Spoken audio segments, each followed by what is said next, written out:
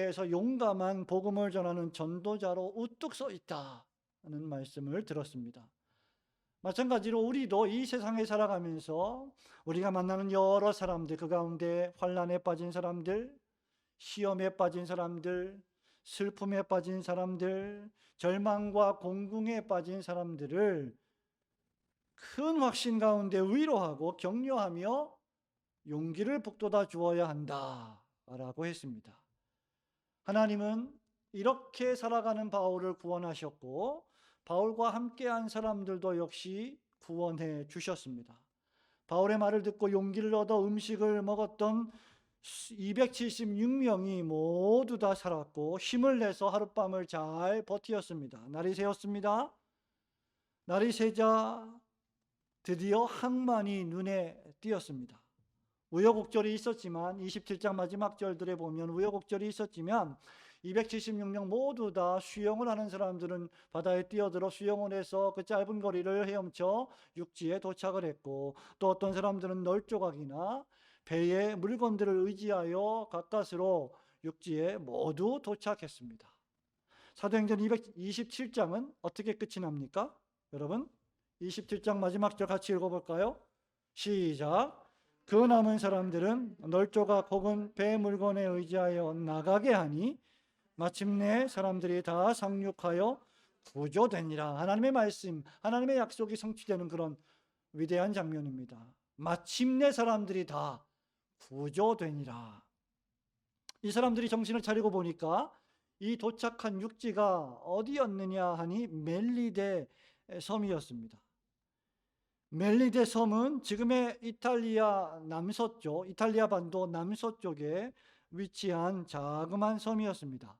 그 남서쪽 바로 위에 마피아로 유명한, 여러분 이탈리아 마피아 잘 아시죠? 마피아의 뜻이 뭔지 아십니까? 강한 남자, 힘이 있는 남자, 이런 뜻입니다. 마초 같은 그런 뜻이죠. 그 마피아의 사람들로 유명한 어떤 섬이 있을까요?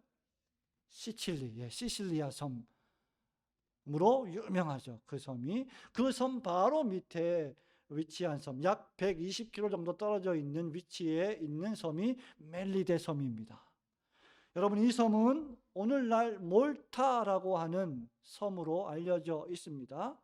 가로가 약 30km, 폭이 넓이가 약 13km의 매우 작은 섬이었습니다. 그래서 이 섬에는 원주민이 살았는데 그 원주민들이 오늘 본문의 말씀에 보니까 구조된 사람들 276명 바울 일행들을 위해서 겨울이고 춥고 바람이 불고 하니까 이 사람들을 동정하여 불쌍히 여겨서 해안가에 큰 불을, 모닥불을 피워 주었습니다. 그리고 영접했다, 따뜻하게 맞아주었다라고 2절이 기록합니다. 누가는 드디어 바울이 로마로 가는 그 여정 속에서 그 직전에 이 멜리데 섬에 도착해서 발생한 두 가지 사건을 우리에게 소개하고 있습니다. 로마로 가기 바로 직전에 멜리데 섬에서 어떤 일이 있었을까? 하나는 여러분 잘 아시는 것처럼 이미 성경을 많이 읽었던 분들이라면 잘 아시겠죠? 바울이 독사의 손이 물린 사건이었습니다. 다른 하나는 그 멜리데 섬에서 가장 높은 지위에 있는 버블리오라고 하는 지도자의 아버지가 열병과 이질에 걸렸는데 그 열병 걸린 버블리오의 아버지를 바울이 고쳐준 사건 두 가지가 기록이 되어 있습니다. 이 두 사건이 우리에게 교훈해 주는 바가 무엇인지를 차례로 두 가지 살펴보기를 원합니다. 첫 번째로 이 본문의 말씀이 우리에게 주는 교훈은 하나님의 백성들의 모든 생명은 철저하게 하나님의 손 안에 달려있다, 하나님의 손 안에 주어져 있다는 것을 교훈해 주고 있습니다. 1절부터 6절 말씀이 그 본문의 말씀인데요, 우리 3절과 4절 말씀만 함께 읽어봅니다. 3절 시작. 바울이 나무 한 묶음을 거두어 그 뜨거움으로 말미암아 독사가 나와 그 손을 물고 있는지라. 원주민들이 그 손에 매달려 있음을 보고 서로 말하되 진실로 이 사람은 살인한 자로다. 바다에서는 구조를 받았으나 공의가 그를 살지 못하게 함이로다 하더니라고 쓰고 있습니다. 섬에 도착한 사람들 원주민이 피워준 모닥불을 의지하여 몸을 잘 녹이고 있었습니다. 그때 바울이 불을 더 따뜻하게 피울 요량으로 나무 한 묶음을 더 꺼내서 그 불 속에 타는 장작더미 속에 더 넣었습니다. 그러자 불 속에 있던 독사가 뜨거워서 그 불에서 튀어나와 바울의 손을 물어버렸습니다. 순식간에 벌어진 일입니다. 여러분, 우리가 잘 아는 바와 같이 맹독을 가진 독사에게 물리면 어떻게 됩니까, 여러분? 안 물려봐서 모르죠. 물리면 순식간에 그 독이 온몸에 퍼지게 됩니다. 몸이 마비되기 시작하고 신경이 제 기능을 하지 못하게 됩니다. 신속하게 응급치료를 받지 않으면 목숨을 잃기도 한다라고 우리는 알고 있습니다. 그 모습을 본 원주민들은 이구동성으로, 야, 바울이 바다에서는 그 모진 풍랑과 그 파도에 다 견디어 목숨을 부지했는데 이 독사에 물려서 이제 죽는구나. 바다에서는 살았으나 독사가 문 걸 보니 이 사람은 살인자다, 이렇게 단정했습니다. 원주민들은 사람이 독사에 물려 죽었다면 공의, justice, 공의, 정의라고 하는 신의 저주를 받은 것이다 라고 생각했기 때문이죠. 많은 주석가들이 여기 나오는 공의를 가리켜 당시 그리스 로마 신화 속에 나오는 제우스 신의 딸인 정의와 복수의 신 니케를 의미한다라고 말합니다. 그들 생각에 저주를 받은 사람은 한번 사건과 사고를 만나서 죽을 뻔했는데 안 죽었어요. 살아났습니다. 그런데 또다시 다른 사건에 연루돼서 지금처럼 독사에 물렸다거나 무슨 사고를 당했거나 질병에 걸려서 죽게 될 상황에 처했다면 이 사람은 저주를 받은 거다. 그때 그 저주가 그 사람을 죽였어야 하는데 실패해서 또 그 저주가 이 사람을 죽이러 한다라고 하는 생각에 완전히 사로잡혀 있었던 것입니다. 그래서 바다에서는 살았지만, 바다에서는 저주의 신이 실패했지만 이 육지에서는 지금 독사에 물려 저주의 신에 의하여 죽임을 당하는 것이다 라고 생각한 것입니다. 그런데 여러분, 어떻게 됐습니까? 놀랍게도 바울이 참 어떻게 보면 담대한 사람 같아요. 우리 같으면 저는 제일 싫어하는 게 뱀인데, 동물 중에 제일 싫어하는 게 정말 파충류. 도마뱀도 저는 별로 그렇게 해서 좋지 않습니다. 좋아하지 않아요. 제가 베트남에 종종 강의를 하러 가면 얼마나 거기가 덥냐면 그 한여름에 에어컨을 쐬고 이렇게 비행기에서 나오고 대합실에서 이렇게 나오고 문이 열리잖아요. 문이 싹 열리면 마치 습식 사우나에 들어가는 느낌 있죠. 그런 느낌이 베트남이. 근데 그 베트남이 유명한 게 뭡니까? 작은 도마뱀들이 온 집안에 돌아다닙니다. 벽에도 붙어 있고, 자다가 보면 벽에도 붙어 있고, 자다가 보면 옆에 침대에도 있고, 이래 깜짝깜짝 놀라죠. 징그럽습니다. 제가 제일 싫어해요.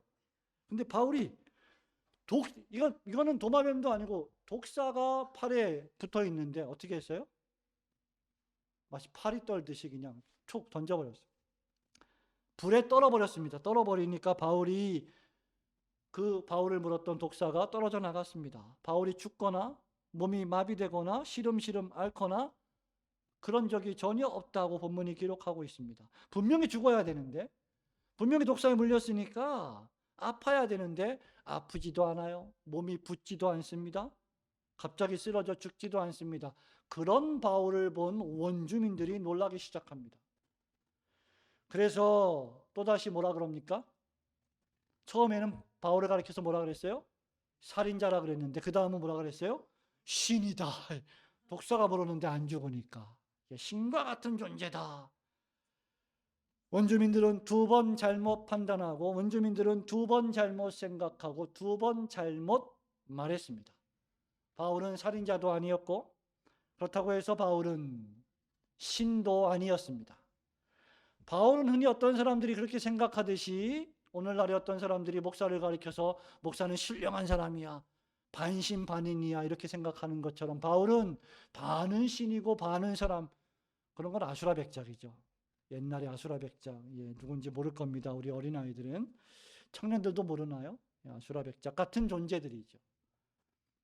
바울은 이상한 천상 세계에서 온 사람도 아닙니다. 슈퍼맨도 아니었습니다. 바울은 사람이었습니다. 그러나 바울은 예수 그리스도께서 맡기신 사명을 수행하는 그리스도의 종이요, 그리스도의 사도였습니다. 원주민들의 생각은 일반적으로 볼 때요, 지금 우리가 살아가고 있는 이 세상 사람들의 생각과 비슷합니다. 여러분이 예수님을 안 믿었다, 여러분이 하나님의 존재를 못 믿는다, 안 믿는다, 불신자였다라고 한번 생각해 보십시오. 그러면 세상 사람들과 똑같이 여러분들도 이 땅에서 벌어지는 사건이나 사고나 불행을 어떻게 생각할까요? 저주받은 거예요. 업보야, 업보. 애기 끼었어. 이거 구술해야 돼.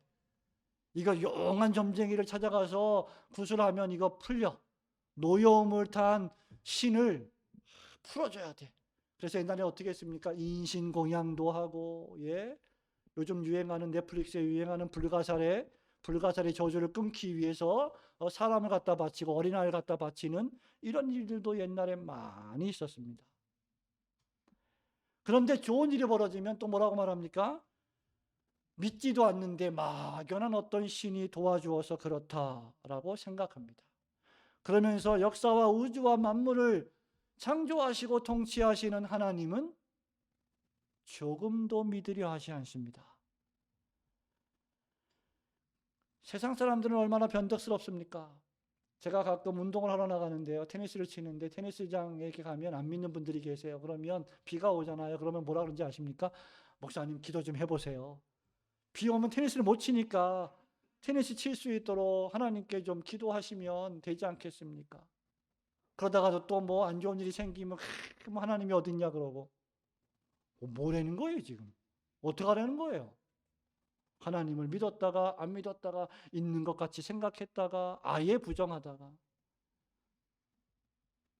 여러분, 바울을 살인자라 불렀다가 갑자기 신이라고 떠받듭니다. 사도행전 14장에 보면 루스드라에서도 동일한 일들이 벌어졌죠. 처음에 사람들은 바울 일행을 신이다, 스스와 험해다 라고, 신들과 같다라고 말했다가 나중에는 그 바울 일행을 돌로 쳐 죽이려고 했습니다. 얼마나 변덕스럽기 그지없습니까? 바울은 전능하신 하나님의 뜻에 따라 그리스도 예수의 사도된 사람이었습니다. 바울은 살인자도 아니었고 신도 아니었습니다. 지금 바울은 하나님이 하신 약속의 말씀에 따라 로마로 가는 길이었고 반드시 로마로 가야 될 사람이었습니다. 제가 지금 무슨 말씀을 드리느냐, 그때까지, 즉 하나님의 약속의 말씀이 성취될 때까지 결코 바울은 죽지 않을 것이다, 이 말입니다. 이걸 믿는 사람들이 신자예요. 그때까지 바울은 죽지 않습니다. 그 목적 때문에라도 죽지 않겠지만, 또한 독사에게 물리는 이 특별한 상황, 개개인의 개별적인 상황 속에서도 하나님은 바울을 죽지 않게 보호하여 주실 것입니다. 그리스도인은 이런 의미에서 운명에 맡겨 사는 사람이 아닙니다. 될 대로 되라 라고 생각하며 사는 사람이 아닙니다. 그리스도인들은 이름도 알지 못하는 우상신에게 절하며 그들에게 돈을 갖다 바치며 재물을 갖다 바치며 사는 사람들도 아닙니다. 그리스도인들은 창조주 하나님의 능력을 믿으며 삽니다. 그리스도인들은 구주 예수 그리스도의 구원의 은혜로 살아갑니다. 그리스도인들은 내 안에 계신 성령님의 역사하심과 큰 능력으로 하루하루를 살아가며 나에게 맡겨주신 사명을 감당하며 사는 자들입니다. 여러분이 친밀하게 그것을 깨닫든지 경험하든지 그렇지 않든지 말입니다. 여러분 안에 계신 성령께서 여러분을 위하여 여러분을 인도하고 계십니다. 그러므로 하나님은 그 무엇도 그 누구도 우리를 해치게 못하게 하실 것입니다. 그 누가 우리를 그리스도의 사랑에서 끊으리요? 칼이랴, 기근이랴, 적신이랴, 사망이랴, 그 어떤 것에서도 우리를 그리스도의 사랑에서 끊을 수 없다고 바울은 로마서 8장 마지막 부분에서 확신 넘치게 선포하고 있습니다. 독사도 바울을 해칠 수 없습니다. 그 무엇도 바울의 길을 막을 수는 없었습니다. 그러므로 우리가 어디에 있든지, 여러분이 무엇을 하든지, 누구와 있든지, 무슨 일을 만나든지 이 한 가지 사실을 확신하십시오. 하나님께서는 여러분과 함께 하시고 여러분을 보호하십니다. 시편 139편에서 다윗이 평생 그것을 경험했어요. 다윗은 사울을 죽일 기회가 2번이나 있었음에도 불구하고 하나님의 주권을 믿고 바울에게 칼을 대지 않았습니다. 그러면서 하나님의 주권과 능력을 믿었습니다. 하나님은 그런 다윗을 지켜주시고 보호하셨습니다. 시편 139편에서 이렇게 고백하지요. 다윗이 내가 주의 영을 떠나 어디로 가며 주의 앞에서 어디로 피하리까? 내가 하늘에 올라갈지라도 거기 계시며 스올에 내 자리를 펼지라도 거기 계시니이다. 내가 새벽 날개를 치며 바다 끝에 가서 거주할지라도 거기서도 주의 손이 나를 인도하시며 주의 오른손이 나를 붙드시리이다. 송정미 시인의 유명한 찬양으로 더 유명해진 시편 139편의 말씀입니다. 성도 여러분, 2021년 한 해를 달려왔습니다. 마지막 주일 오후 예배를 드리고 있습니다. 이제까지 하나님께서는 우리를 한 번도 실망시키신 적 없으시고 지금까지 보호해 주셨습니다.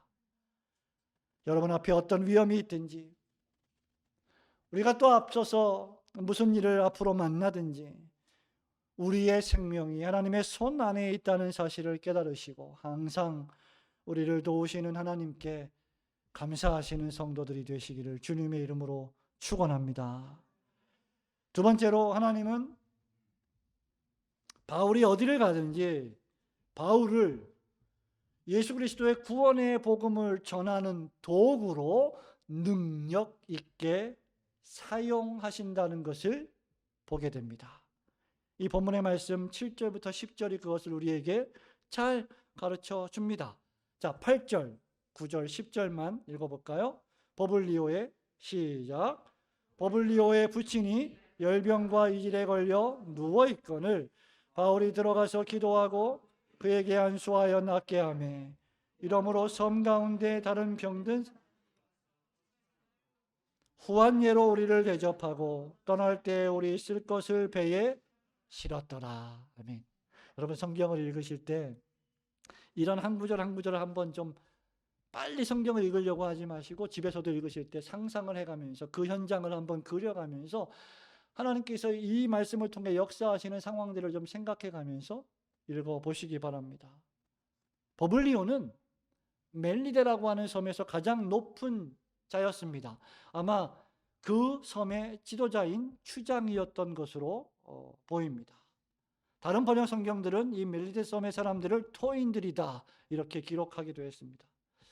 버블리오는 바울 일행을 그럼에도 불구하고 기쁨으로 영접했습니다. 사흘 동안이나 평안하게 그들을 맞이했습니다. 그리고 각자의 집에 머물게 했습니다.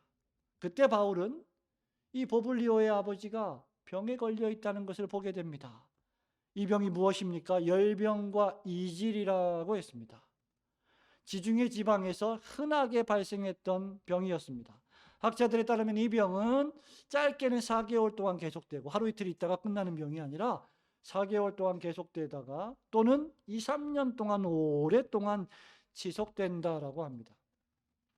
설사 이 병에서 회복되었다 할지라도 또다시 재발되는 일이 빈번하게 벌어졌다고 하는데 아마 가장 유사한 질병이 말라리아 같은 지방 풍토병이라고 할 수 있을 것입니다.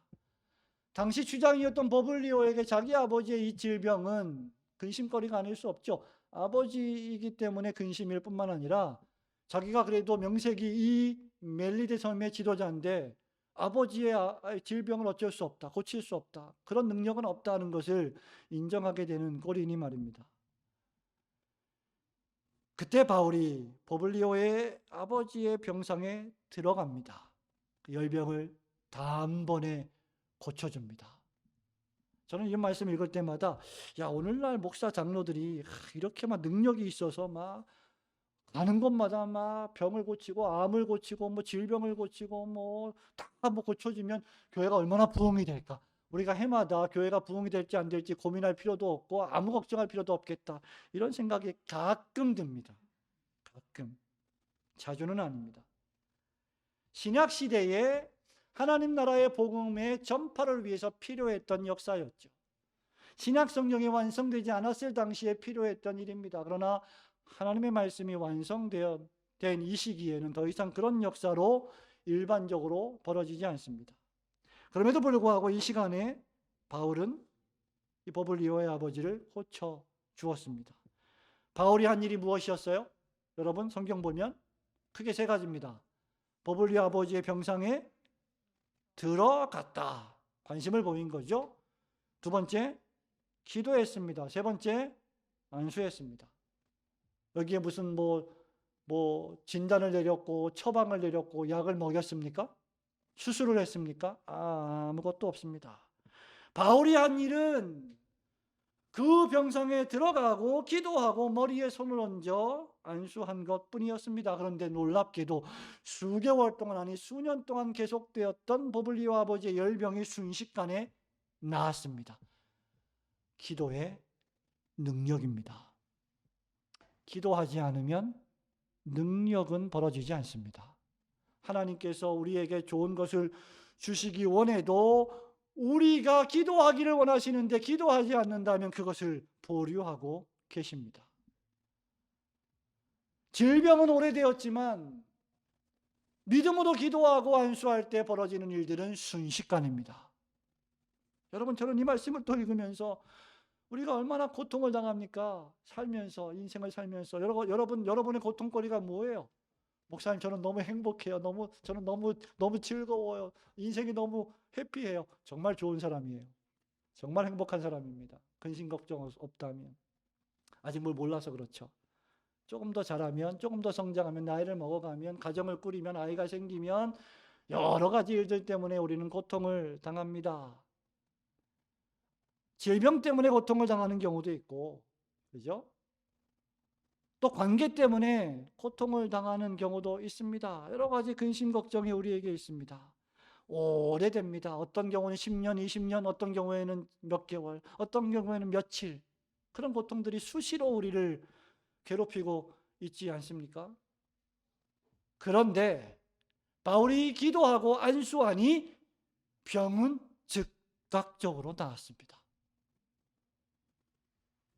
여러분, 이것은 하나님의 능력의 역사가 아니고서는 설명될 수 없는 일입니다. 이 사건을 묘사하고 있는 사도행전의 저자인 의사 누가, 이 사도행전을 기록한 사람이 의사예요.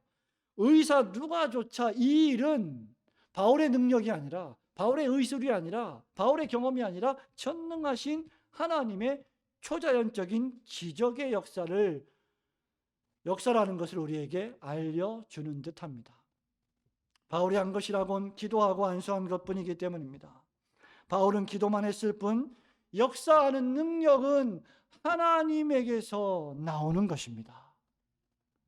그럼에도 우리는 기도해야 합니다. 왜? 하나님이 기도라고 하는 방편을 통해서 그 역사를 일으키시기 때문입니다. 그 결과 어떤 일이 벌어집니까? 우와, 우리도 고쳐주세요. 저도 고쳐주세요. 저도 아파요. 저도 힘들어요. 얼마나 아픈 사람들이 많은지 만국 공통어입니다. 전 세계에 아프지 않은 사람은 아무도 없어요. 다른 병자들도 바울에게 나왔고 바울은 그들을 모두 고쳐 주었습니다. 이 말씀을 읽으면서 여러분 마태복음 4장 5장이 기억나지 않습니까? 갈릴리, 데가볼리 수많은 곳에서 각색 병에 걸린 사람들이 예수님 앞에 나와 예수님이 그들의 병을 전부 고쳐주신 사건 말입니다. 예수님은 그들의 병을 고쳐주시면서 그들의 영혼의 질병도 고쳐주셨습니다. 죄사함의 복음을 전하셨습니다. 영생을 선물로 주셨습니다. 바울도 동일하게 그 병을 고쳐주면서 예수 그리스도의 십자가 복음을 전했을 것입니다. 사죄의 은총과 영생의 복음을 전했을 것입니다. 우리가 볼 때 미개해 보이는 그 토인들, 그 섬에 있는 원주민들에게 복음을 전하여 예수 그리스도를 믿고 영생하게 만드는 이 놀라운 선교의 역사를 우리는 로마로 가기 전에 멜리데 섬에서 또 목격하고 있는 것입니다. 성도 여러분, 바울의 일생은 이런 의미에서 선교적 삶이었습니다. 바울은 가는 곳마다 복음을 전했습니다. 바울이 어디를 가는지는 중요하지 않아요. 바울이 가는 장소는 중요하지 않았습니다. 그가 어디를 가든지 그는 상황과 환경에 관계없이 십자가 복음을 증거했습니다. 그의 목적은 복음을 전하는 것이었습니다. 하나님이 가라 하시면 그는 갔고, 하나님이 멈추라 하시면 그는 멈췄습니다. 건너와서 우리를 도우라, 마게도냐 사람의 환상을 보면 아, 이게 하나님의 뜻이구나, 하나님의 명령이구나, 나 힘든데 어떡하지, 이런 걸 생각하지 않고 가서 복음을 전했습니다. 군소리 없이, 잔소리 없이 가는 거예요. 이게 바울입니다. 제가 이 말씀을 읽고 이 설교를 준비하면서 하나 회개를 한 게 있습니다. 1월 달 말이 되면 항상 우리 고려신학대학원에는 동계 계절 수업을 하는데 그 과목을 제가 하나 맡고 있습니다. 교리교육을 가르치는데 그러니까 올해 1월 달에는 소요리 문답을 1문부터 107문을 월화수목금 5일 동안 공부를 했습니다. 강의를 했습니다. 내년도에는 칼빈주의라고 하는 책을, 한 1000페이지 되는 책을 월화수목금 5일 동안 강의를 해야 됩니다. 근데 여러분, 이게 인텐시브 코스거든요. 한 학기 동안 해야 될 강의를 일주일 동안 하는 겁니다. 저도 학교에 가고 학생들도 학교에 오고 학교에서 자고 학교에서 먹고 아침 8시 반부터 저녁 6시까지, 저녁에는 또 조별 토론, 그 다음날 프레젠테이션 발표. 힘들어요. 강의하는 사람도 힘들지만 강의받는 사람도 힘든 일입니다. 근데 끝나고 나면 보람차죠. 근데 일단 힘들어요. 그래서 이 수업이 10명 미만 되면 폐강될 수 있거든요. 그래서 제가 폐강이 되면 좋겠다. 한편으로 왜 수강 신청 안 하면, 학생들이 인기가 없으면 수강 신청 안 하면 안 들어오니까 그냥 강의가 없어지니까 저도 자연스럽게 안 가게 되는 거죠. 그래서 내심 폐강 되기를 꼭 바라는 건 아니지만 폐강되면 안 가고 그 시간에 다른 일을 할 수 있겠구나 생각을 했는데 많은 학생이 수강 신청을 했습니다. 방학이잖아요. 방학 때 누가 공부하고 싶어요, 학생들. 그것도 일주일 동안 인텐시브로 합숙하면서. 전 그래서 이 동계 계절 수업에 오는 학생들 대단한 학생들이라고 봐요. 그래서 그 친구들한테 최대한 선물을 많이 제가 가지고 갑니다. 밥도 한번 먹이고 커피도 사주고 책도 개인적으로 제가 선물을 하고 합니다. 학점도 후하게 주죠. 그래서 수강 신청이 많은지도 모르겠지만, 그래서 그건 제가 그 마음에 해가 된 거예요. 야, 얼마나 공부를 하고 싶으면 방학에 이 칼빈주의를 공부하러 수강 신청을 했을까. 근데 폐강이 되면 안 가도 되니까, 이런 마음을 내가 먹었다는 게 참, 이거 꼭 그런 건 아니었지만, 그래서 이 말씀을 읽으면서 바울의 삶을 생각해 보면서 제가 마음을 고쳐 먹었습니다.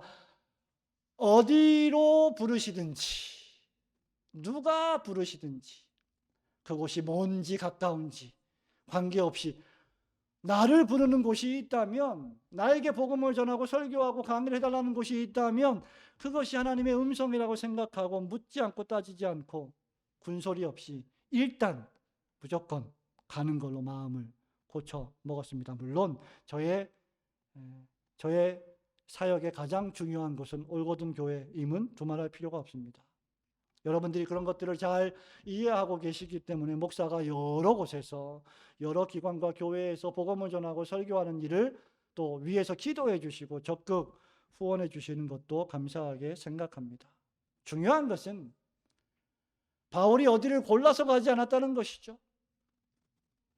인도하심 따라서 바울은 모든 곳을 갔습니다. 심지어 자기가 인정받고 존경받는 박수받는 자리가 아닌 죄수의 신분이었음에도 불구하고 배에서 복음을 전했습니다. 비관하지 않았습니다. 여러분, 우리가 나중에 살펴보겠지만 로마에 가서 감옥에 갇혀 있을 때에도 2년 동안 바울은 기회 있을 때마다 복음을 설교했습니다.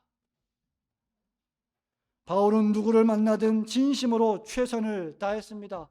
외딴 섬 멜리데에서 아우 이 징그러운 섬 빨리 탈출하자. 이 토인들, 미개한 토인들이 뭐 알게 뭐야, 나는 빨리 갈 거야, 이런 생각하지 않았습니다. 진심으로 대했고 최선을 다했습니다. 누구를 만나든 불쌍히 여겼고 긍휼히 여겼고 사시고 참된 하나님을 증거하고 예수 그리스도의 복음을 전했습니다. 진정으로 축복받은 삶은 무슨 삶입니까? 이처럼 하나님께 붙들린 삶입니다. 성도 여러분, 12월 26일이에요. 5일만 있으면 한 해가 끝납니다. 이 한 해가 가기 전에 여러분의 360일을 돌아보십시오. 나는 과연 하나님께 붙들린 삶을 살아왔는가? 그렇게 살려고 분투했는가? 진정으로 의미 있는 삶은 복음을 전하는 삶입니다. 지난 1년 동안 나는 기회 있을 때마다 친구들에게, 사람들에게 복음을 전하려고 했는가? 말로, 삶으로, 행동으로, 내 물질로, 섬기면서, 배려하면서. 여러분이 이 세상에 어떤 직업을 갖고 있는지는 엄밀히 말하면 중요하지 않습니다. 그것은 세상에서 중요하게 여기는 가치요, 지위입니다. 여러분의 사회적 지위와 영향력이 어떠한지는 엄밀히 말하면 중요하지 않습니다. 여러분이 대통령 후보이든지 국회의원 후보이든지 저는 아무런 관심이 없습니다. 그들이 과연 진정으로 주님을 모시고 있는지, 복음을 전하는 삶을 살고 있는지에 관심이 있을 뿐입니다. 중요한 것은 어디를 가든지 무엇을 하든지 구원의 복음을 전하는 도구로 내가 사용되고 있느냐입니다. 우리가 이 세상에서 하는 일인 무엇일까요? 이화진, 이화린, 성주원, 신하민, 박지민, 박진우, 손아율, 손세임, 제가 지금 부른 이 이름들, 신지유, 신서아, 이런 애들은 다 뭐예요? 애들이란다. 이런 사람들은 뭐예요? 신분이 학생이에요. 학생입니다. 공부하는 게 일입니다. 그죠? 어떤 분은 교사입니다. 어떤 분은 직장인입니다. 어떤 분은 의사입니다. 어떤 분은 사업가입니다. 어떤 분은 과학자입니다. 어떤 사람은 정치가입니다. 하지만 우리가 그리스도인이라면 우리의 진정한 직업은, 아니 소명은 예수 그리스도의 복음을 전하는 전도자입니다. 디자이너로서 복음을 전하는 거예요. 예술가로서 복음을 전하는 겁니다. 간호사로서 복음을 전하는 겁니다. 선생님으로 복음을 전하는 겁니다. 우리가 이런 삶을 분명하게 목적할 때 우리의 세상에서의 다른 모든 삶은 다 정리정돈이 될 것입니다. 이 우선순위가 정해져 있지 않기 때문에 다른 삶이 다 혼돈스러운 거죠.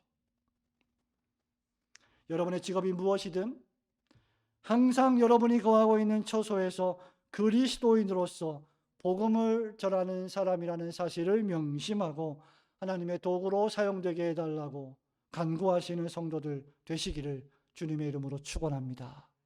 목사님, 저는 만나는 사람이 많지 않은데요. 저는 기껏해야 다니는 데가 집이고요, 마트고요, 집이고요, 마트고요, 교회인데요.